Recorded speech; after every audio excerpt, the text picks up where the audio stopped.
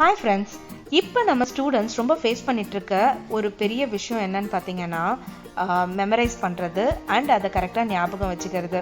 என்ன தான் நான் நல்லா படித்தாலும் எனக்கு எக்ஸாம் டைமில் மறந்து போகுது அப்படின்ட்டு நிறைய பேரோட கம்ப்ளைண்ட்ஸாக இப்போ இருக்குது.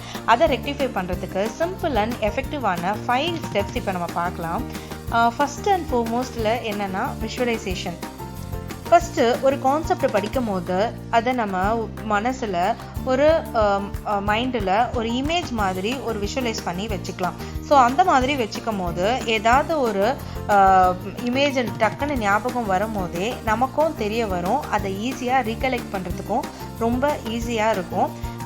ஸோ இமேஜிங் டெக்னிக் ரொம்ப எஃபெக்டிவாக இருக்கும். Second, speak a loud as you speak with a friend.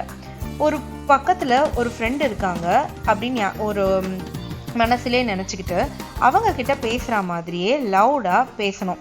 அப்படி பேசும்போது நம்ம கண்டிப்பாக காது வழியாக நம்மளுடைய மெமரிக்கு இன்னும் எஃபெக்டிவாக போய் சேரக்கூடிய வாய்ப்புகள் அதிகமாக இருக்குது.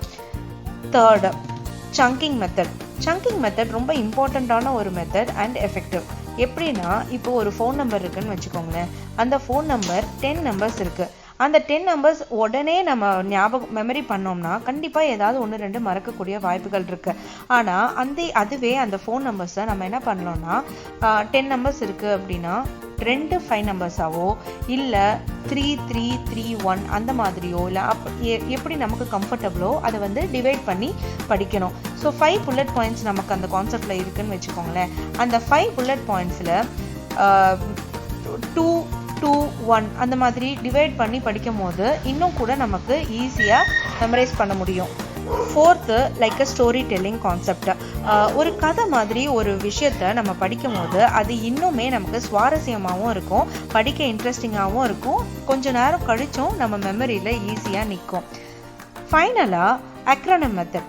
அக்ரோனிம் மெத்தட்ன்றது நம்மளோட ஃபஸ்ட்டு வேர்டை மட்டும் எடுத்து படிக்கிறது, இல்லைனா கொஞ்சம் சின்னதாக ஒரு பெரிய பாயிண்ட் இருக்குது அதை சின்னதாக வச்சு படிக்கிறது. லைக் இப்போ ரெட், ப்ளூ, க்ரீன் அப்படின்றது இருக்குதுன்னு வச்சுக்கோங்களேன். அதில் RBG அந்த மாதிரி ஞாபகம் வச்சுக்கலாம். இல்லைனா அது ரெலவெண்ட்டாக ஒரு பெரிய பாயிண்ட் இருக்குது, அதுக்கு ரெலவெண்ட்டாக எப்படி சொல்லலாம் அப்படின்ற ஆப்ரிவேட்டட் ஃபார்மேட்டில் நம்ம அதை படித்து வச்சுக்கிட்டோம்னா இன்னுமே ஈஸியாக இருக்கும். ஸோ இந்த மாதிரி 5 டெக்னிக்ஸும் நம்ம ஃபாலோ பண்ணும்போது நம்ம short term memory, long term memory ரெண்டுத்துக்குமே ரொம்ப யூஸ்ஃபுல்லாக இருக்கும். அண்ட் இது சிம்பிளாக தெரிஞ்சாலும் இது கரெக்டாக ஒர்க் அவுட் ஆகும். இப்போ எந்த ஸ்டூடெண்ட்ஸ் எக்ஸாம் எழுதுகிறாங்களோ அவங்களுக்கு இந்த டெக்னிக்ஸை ஷேர் பண்ணுங்கள். கண்டிப்பாக அவங்க பெட்டர் ரிசல்ட்ஸை பார்ப்பாங்க. தேங்க்யூ.